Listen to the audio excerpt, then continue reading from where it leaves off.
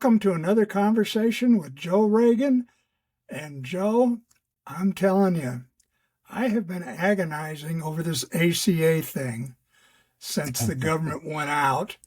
And our dear friend Jeff Crank just put out 3 emails of total BS about immigrants that the Democrats want to get free medical care to, which is total.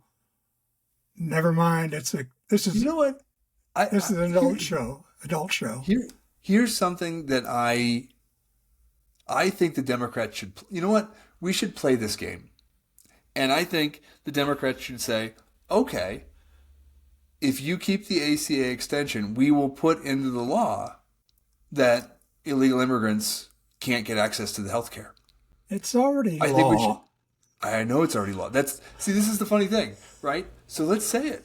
You want it in law? Okay, we'll put it in law again. Okay, that'd be And it's one of those, and then make them come out with the truth, right? Because here's the thing. Right now we're fighting over language of saying, no, we want, and at the end of the day, right? So if you look at Colorado, there are programs and provisions in our Medicaid description that provides access to healthcare to everyone. And there's a reason that we do that, because it costs less when you run the money through Medicaid as opposed to someone showing up for emergency care. So there's a cost savings associated with this. So economically, this is a smarter move. But at the end of the day, since 1996, federal law has stated that if you are here, if you are not a citizen, so even if you're a green card holder, by the way, you don't necessarily qualify for any federal benefits. So to put that back in law and say, okay, we'll put that in the deal, but extend the ACA coverage and force the Republicans to come back and say exactly what this is really about, which is this has nothing to do with immigration. This is to do with making sure that the rich are not paying for working class Americans' health care. well. And I've been agonizing over Joe. There's 24,000 ACA recipients in CO5. Mm-hmm. Okay, there's 14,000 of them that are on the supplemental insurance program, Mm-hmm. and the supplemental insurance premium increased by $748, and I've got per year down. I think it's per month. Yep. And what's going to happen is that will pull $125,832,000 out of our local economy. I haven't seen that. That is math I have not personally done, but that sounds accurate. Well, I did the math, I trust you. and You're a Navy chief. I trust your math. okay, even though I have to take my shoes off. But the thing that is really interesting about it is the city of Colorado Springs has got a $31 million shortfall for budget 26. And so you throw in $125 million that will not be circulating in the economy for food, clothing, cars, tires, entertainment. This town is going to take a hit. It is. And It is. and I discovered something else that's very interesting. Colorado Springs is 13.6% of CD5 territory. Yeah. Uh-huh. Yeah. Uh-huh.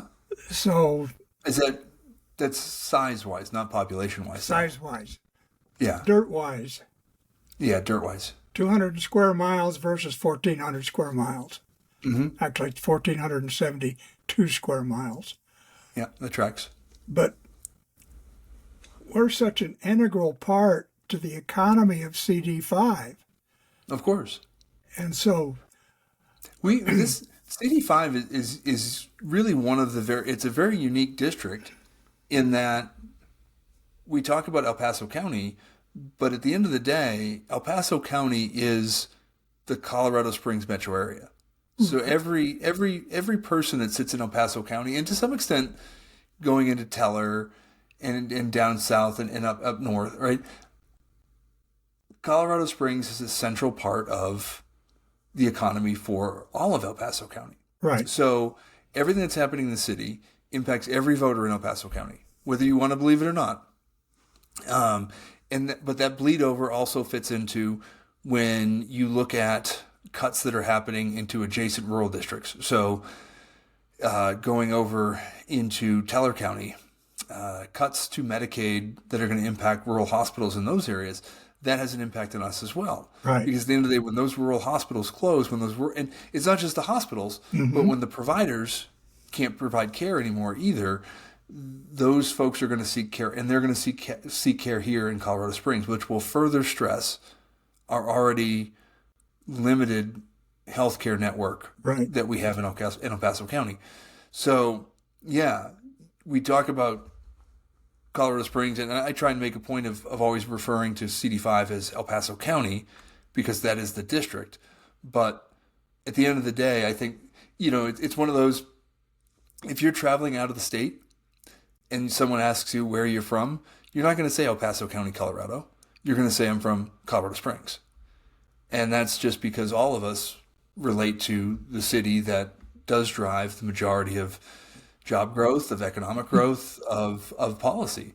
And the majority of voters obviously reside within the city district. So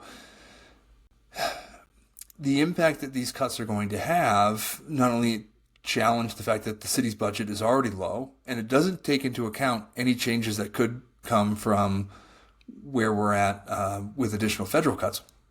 Well, I'm going to extrapolate it out just a little bit further. Please do. Saying that since Congressman Crank is supporting this clean CR, what they call it, which is not so clean, he is, if it passes the way they want it to pass, say the Democrats cave, he is going to be responsible for removing $125 million from our economy. Mm-hmm.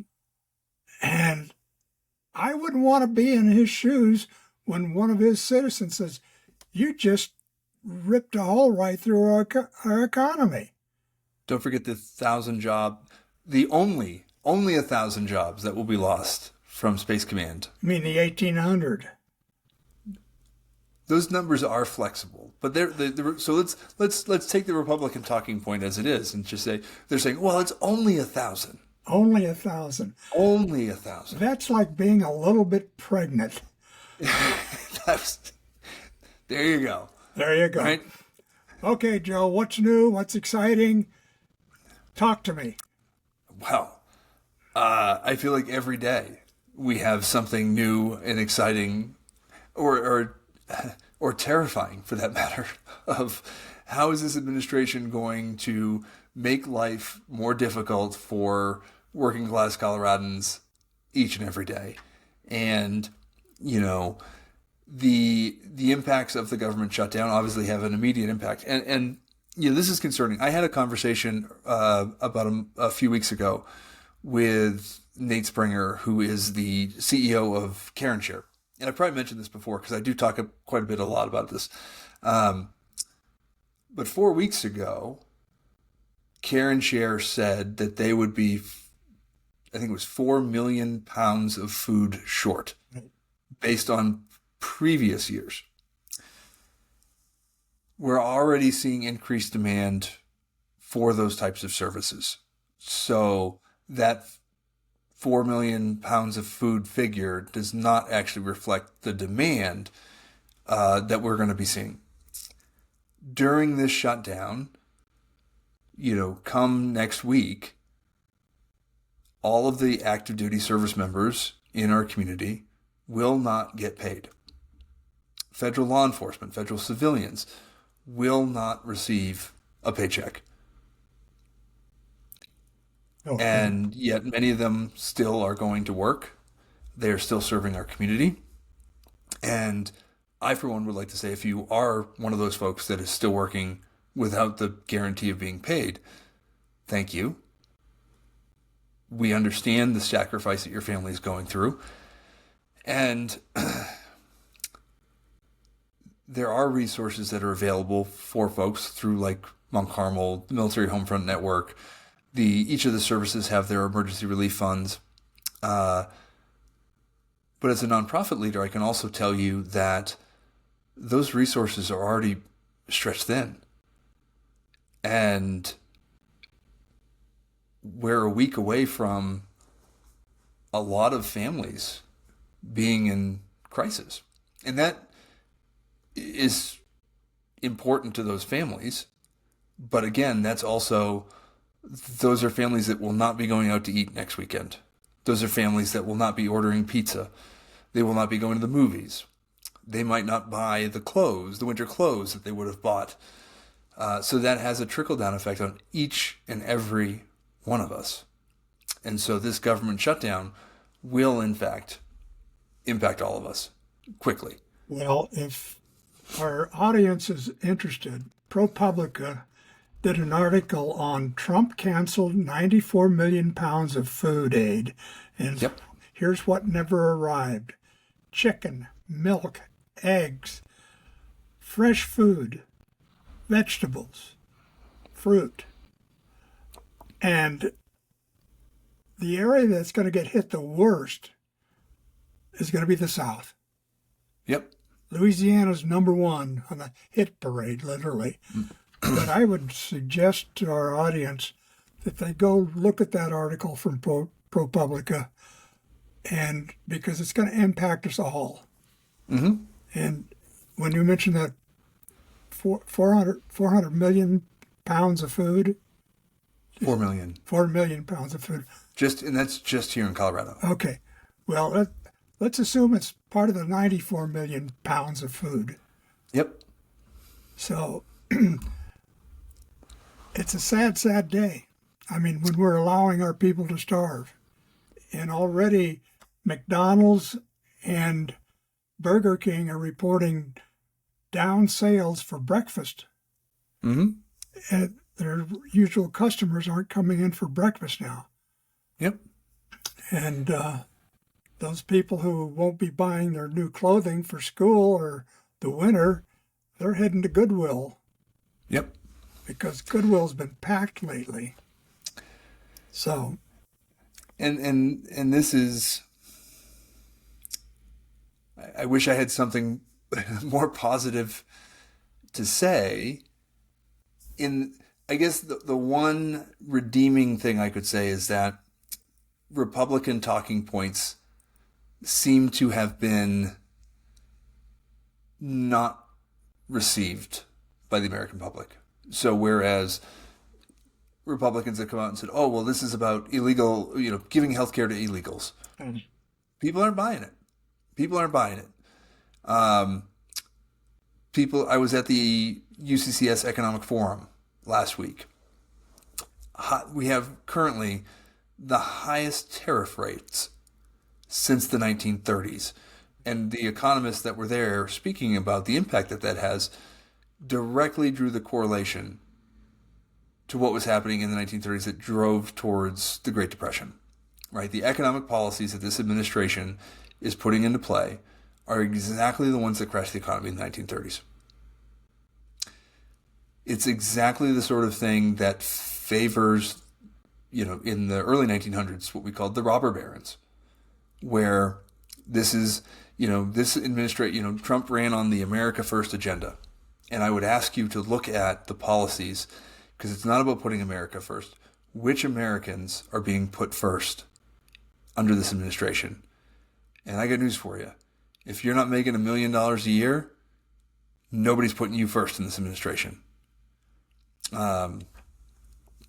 There is an extreme lawlessness that exists. And over the past week, I've had an opportunity to engage with both of our Democratic gubernatorial candidates, Michael Bennet and Phil Weiser. And a question that's come up consistently is, our National Guard takes an oath both to the state of Colorado and the U.S. Constitution.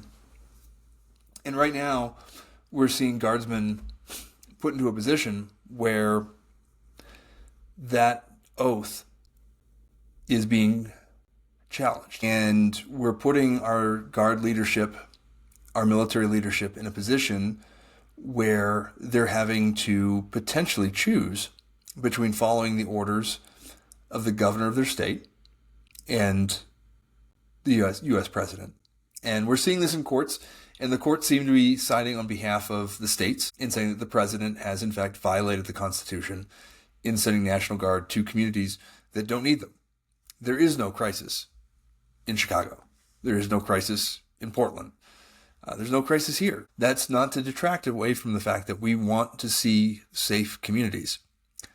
This administration is not fostering safe communities. And I think that more and more Americans are seeing that firsthand. And I do believe that that messaging is resonating. And that's why this election in 2026 is so important. Because the courts can only hold for so long. And they are, for the most part. The damage that has been done can be repaired. But more than ever, we need to recoup a lot of the executive power that the current Congress is ceded to the executive branch, to President Trump, because Republicans do not have the courage to stand against an administration that has shown open contempt for the Constitution. And that's where we're at. And again, from an economic standpoint, I would go back to our conversation that we've had a few months ago, looking at the initial DOGE cuts and saying, even Donald Trump said a 40% tax on those making over $1 million would balance the budget without cutting a single program. That's not to say we shouldn't pursue identifying fraud, waste, and abuse. We absolutely should. We want efficient programs. But blindly cutting them is not an effective means. It is hurting our neighbors directly. And more people are seeing it. And I think as we get closer to elections, it'll become more obvious. And we need to ensure that we're telling that story. We're engaging neighbors. And as Democrats, making the case for why our policies will in fact help the majority of Americans and support the economy. And again, the talking point I bring to a lot of conservatives is to ask them, when was America the most prosperous in your opinion?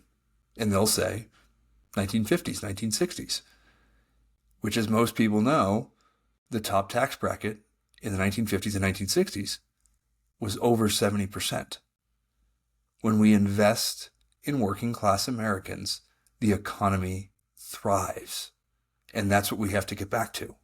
And we're not doing it. And we're standing up to this administration and forcing them to make these concessions to support healthcare for Americans is important, but it has to go well beyond that as well.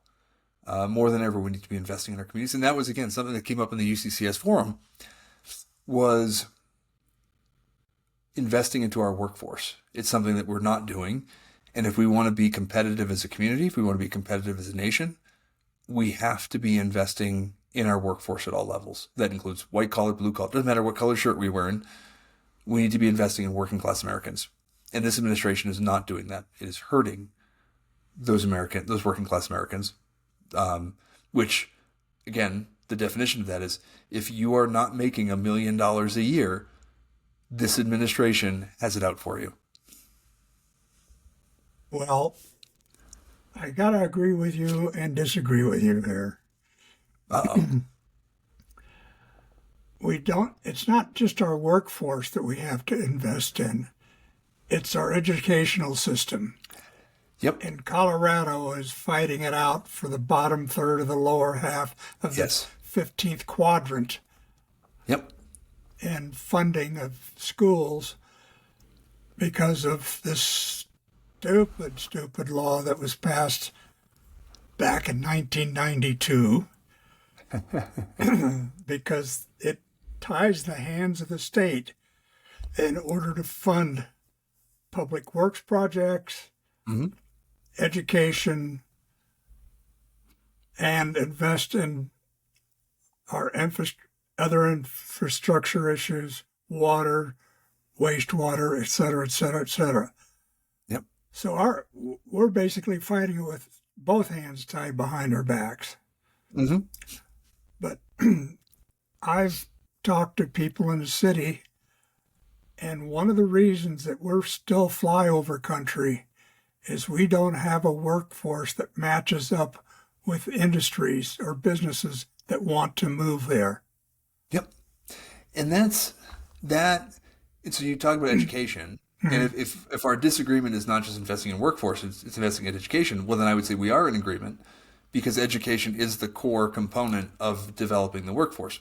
And, there's a number of different areas that, whether it be through community college, and if I had one critique of the UCCS Economic Forum, is when we had this panel discussion around workforce development, there was no union representation. And, I actually sat down with some of the local union leadership earlier this week, and I said, hey, why were you not invited to that room?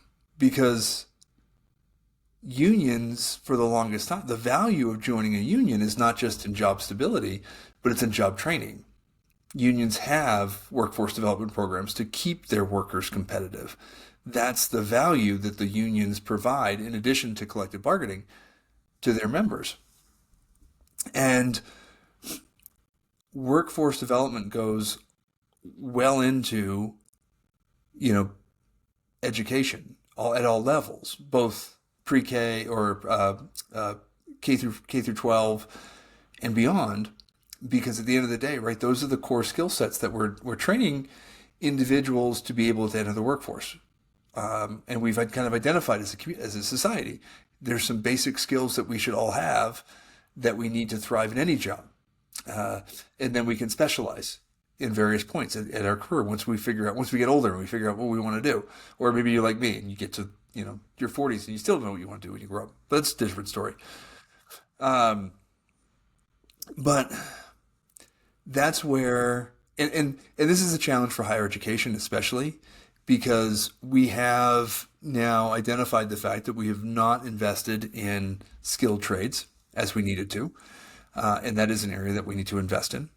But even among our white collar workforce, our college educated workforce, these programs don't keep up with the needs of business. Business is moving quickly, and academia simply doesn't change its curriculum fast enough to keep up with these needs. And so you have, and this is something that I've dealt with on the board for the Alumni Association board for Norwich, where I went to school, where it is a constant pushback on the school where we'll say, well, if our students aren't entering the workforce with the skills that they need, shouldn't we be changing curriculum? And, there's pushback on that as well. And so, yeah, so when we talk about workforce issues, education is immediately tied to that, because that's where we start that whole process.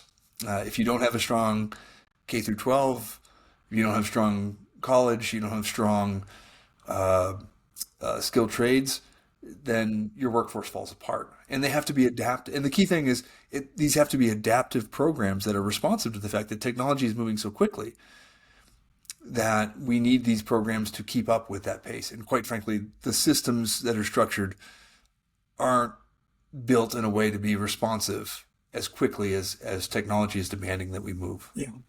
Well, I've got to agree with you on the education, because we're not investing enough. In fact, when I was privileged to an interview with a gentleman who was connected with the military, and he was also connected to UCCS, Mm-hmm. and we were talking about R&D dollars.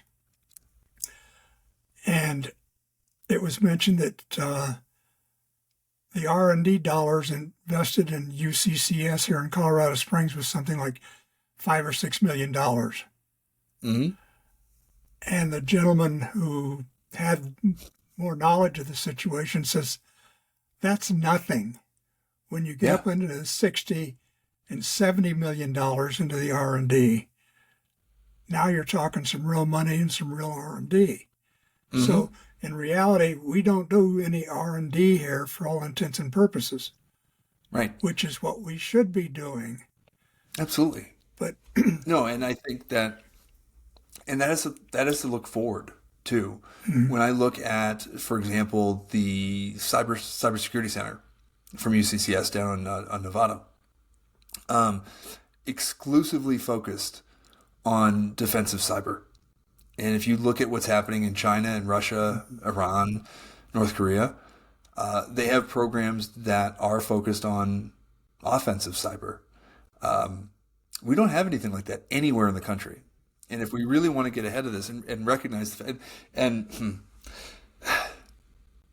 this was one that came up the other day, the Pentagon, under the, quote, leadership of Secretary Hegseth. You're being kind.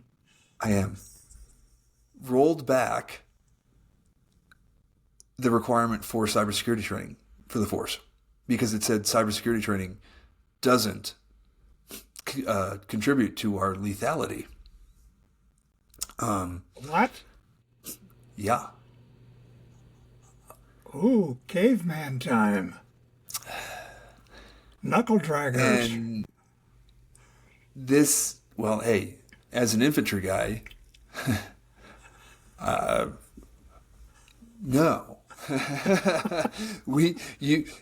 These are aspects of cybersecurity is now an integral part of everything that's happening on the battlefield. It is the modern battlefield. Whether it be infantry, whether it be space, wherever you're operating in, the ability to secure and attack a network is incredibly important for success.